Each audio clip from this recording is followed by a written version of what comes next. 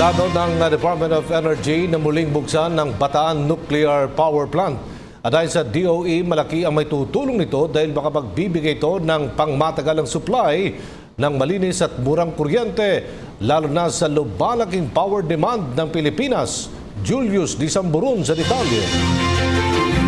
Kinukonsidera ng Department of Energy ang muling pagbubukas ng mothballed 620 MW Bataan Nuclear Power Plant na nasa hilagang kanluran ng Kamaynilaan. Sinasabing sakaling buhayin ang operasyon ng planta, tiyak na makapagbibigay ito ng pangmatagalang supply ng malinis at murang kuryente, gayon din ang mapuna ng lumalaking pangangailangan sa enerhiya ng bansa. Ayon kay Energy Secretary Alfonso Cusi, bubuuin muli ang Government Task Force na mag-aaral sa enerhiyang nuklear at kung papaano ito magiging alternatibo sa mga inaangkat nating langis at coal. We want all the projects to be fast-tracked because we need it.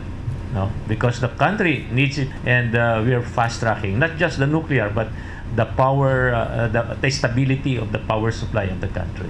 4 na dekada na ang nakararaan ng itayo ang power plant. Nagkakahalaga ito ng halos 2 bilyong dolyar. Sa atas ni dating Pangulong Ferdinand Marcos, 1976 nang simulan ng konstruksyon nito at taong 1984 nang ito ay matapos. Pero hindi ito nagamit dahil sa pagtutol ng ilang environmental groups at pagdedeklarang hindi daw ito ligtas gamitin. Ilan sa isyong kinahaharap ng nuclear plant ang kaligtasan nito laban sa anumang kalamidad at epekto nito sa kalikasan. Taliwas naman ang mga pahayag dito ng dating mambabatas na si Mark Cuangco at ilang sektor. Nilinaw din nila na wala daw fault line sa kinatatayuan nito. Handa din nga daw tumulong ang ilang International Atomic Energy Agency at technical experts para sa mga susunod na hakbang. The countries around the world, Slovenia is willing to host us and help us run this plant safely.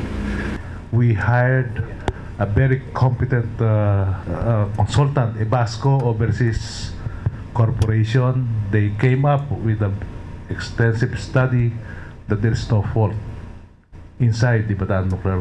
So today's nuclear waste is tomorrow's nuclear fuel, a great wealth to the nation.